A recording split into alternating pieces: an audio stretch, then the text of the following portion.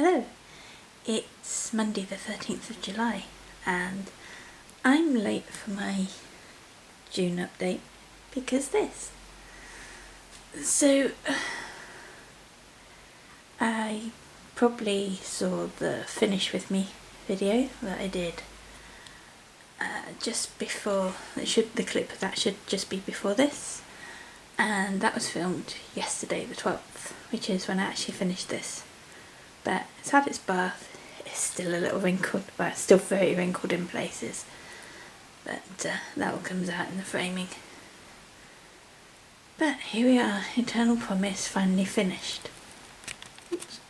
Now, I think when my last update I had decided that I wasn't just going to work through to get it finished, but then by the end of the second week in June, which is when the rotation should have swapped, I'd got my page done and I was on such a roll with it and I just wanted to get it finished.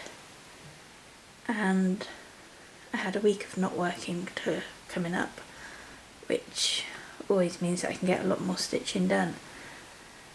So I got obsessed and I couldn't stop, so I got it finished. Yay! It was so emotional putting those last stitches in. I started this in 2012, I believe it was October, might have been sooner, I don't know the date. But then I didn't do anything on it for quite a while, and then 3 years ago I decided this was going to be my focus piece, this was going to be the one to get finished.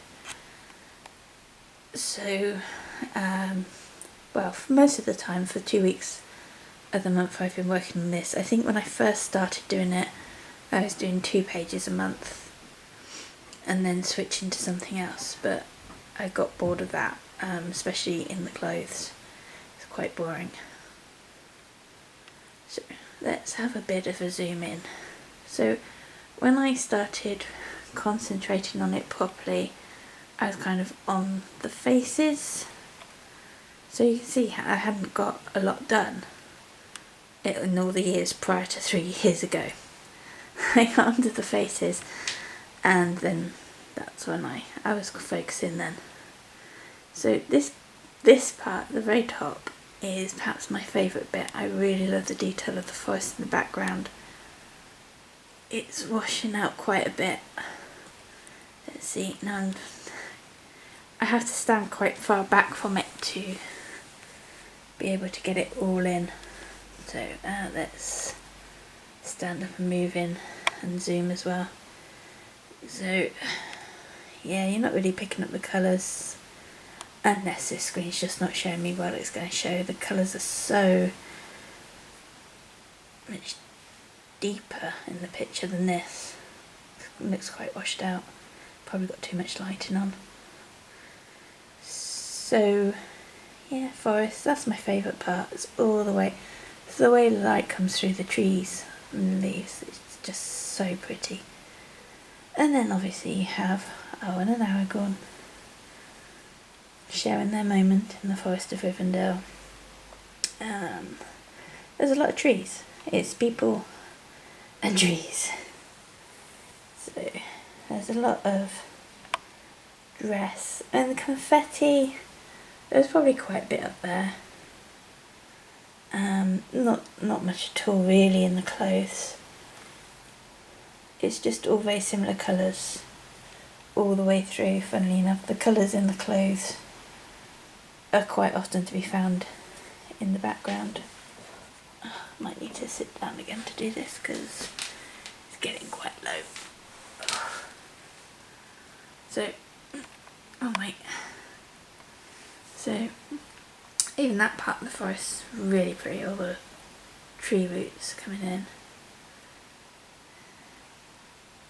And then all the way down to the feet. This bit was the most confetti filled. And I've been working from a paper pattern of this. I had a paper version of the original. And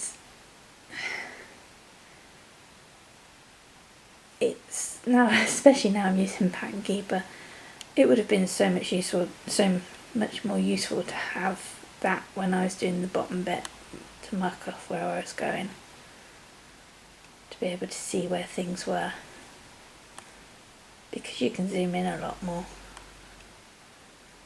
But I got through it, and those flowers look alright now.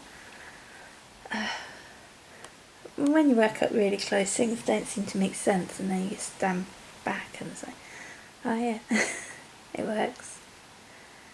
So yeah, finally we're finished. I've got to, well, it's kind of fully dry now. I need to get it on a flat surface to measure out properly for a frame. I haven't really decided what frame I'm going for. Ones I've seen are quite ornate. The bit I am and are over most is the mount card for it. I'm trying to pick out colours in that border. I'm kind of toying with kind of like the darker bluey greys, possibly, but we'll see. So that's it for this one. It's going away now until I get it framed, and it'll go up on the wall. I've got a space on the wall picked out for it already. And what's next? Well, I thought I'd have a finishing slump. Always when I finish something this big, I often find myself like, I don't know what to do, don't know what to stitch, but I've gone straight back on with the next one. It's odd. I really feel like, yeah, that's done. Get it washed, get it clean, get it dry. And what's next? And I was surprised I was able to do any stitching last night, because normally I know I wouldn't. But yeah, so the new rotation comes into effect now. I'm not having just one focus piece, just focusing on this one, concentrating on this one for the past 3 years. At times like, oh, I don't want to get it out, but I do, because I want to get it done. So the way I'm working the rotation now is I'm having 2 pieces where I'll work on them for 2 weeks, because I do like that setup, having a 2 and 2 1 week projects. But I kind of want more balls in the air with it, really. It's like juggling. So for now, Just Be and Trick or Treat are both going to be 2 weeks alternating each month. So then it was like, okay, what do I replace this with and put in the 1 week position? And I decided that I'm going to do my unicorn from Gecko Rouge. It's a Lorna Lane one, and it's not that big. There's a lot of confetti, but it's not that big. But then doing it that way, you just end up working on the same things each month, or the same things go together. So I'm doing, I'm having 3 1 week projects to choose from. So that's Little Light Reading, the Unicorn, and also Snow Girl, which was, it's artwork by Neen Thomas, but it was charted by Heaven and Earth Designs. So I started that back in 2012 as well. So that is actually my oldest project now. It's also quite dull in places, especially the parts I'm on. There's lots of blocks of colour. I've got to make a decision about her face because it's got sparkly thread in it. I think I'm going to go with the sparkles. I'm not necessarily a big fan of the change in texture so much, but with Pattern Keeper you can change what colour the symbol's for, and swapping that for white just won't work because the section where the sparkles are is not the highlight of her face, and the highlight of her face is 3865 Winter White. So putting white there just gives her an odd outline to the highlight. So what I'm going to do is stick with the sparkles, because the sparkles don't really replace white, it is just a pearly colour. So it'll look nice. I've done sparkles on other stuff and it looks nice. I'm doing it on Just Be and it looks fine. It's just the difference in texture that doesn't look so good, but I'll live with it. I like it. So that was quite a tough decision for what goes in on that third week. I've still got other whips that will be inactive for now. Oh, Stitching Time is still going to be the last week of the month. So effectively, Stitching Time, Just Be and Trick or Treat will be worked for 12 weeks every year. Makes sense? So Stitching Time may get moved if I get fed up with the confetti. It's probably a good one to have when I'm working with Snow Girl because that's got more blocks at the moment where I am. So they balance. I like balance. So yeah, as I said, I'll still have a couple of inactive whips. That's Nightmare from Gecko Rouge and Alice Logue from Tilton Craft Designs it was, but it's been retired now.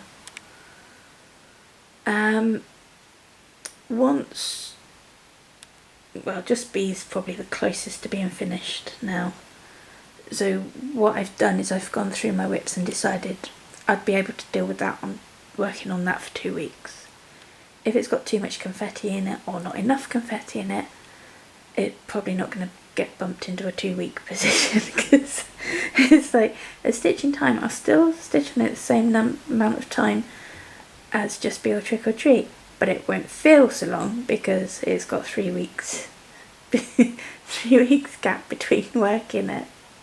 That's how I'm dealing with the confetti. What else is there? I think that's it. You'll get used to the new rotation as I go through it. I think there's a lot of variety in there still. Yeah, once one thing's finished, it'll get replaced with the inactive ones until they're also in the rotation. Unless I finish a dragon. And then that has to be replaced by another dragon. That's the only rule in my new rotation. I've got to have a dragon in there. I like the colours. The pale greys, the browns, the green browns, the green greys, the grey purples. I needed some bright colours. And the dragons from Randall Spangler, they're just so bright and colourful. So they're perfect antidote to any dreary day. So sorry guys, I do love you, but your colours are dull. But it was worth it. I still stitch it. I wouldn't do it supersized. Trick or Treat's the only thing that's close to a supersize for me, and that's massive. So, yay, finish. Say goodbye to Eternal Promise. And then I get it framed. Then I'll show you in the frame and with the frame. So, I'll try to get back at the end of the month. It'll be a quick update because I'm not going to get an awful lot done. Although I have got 2 rotations to do.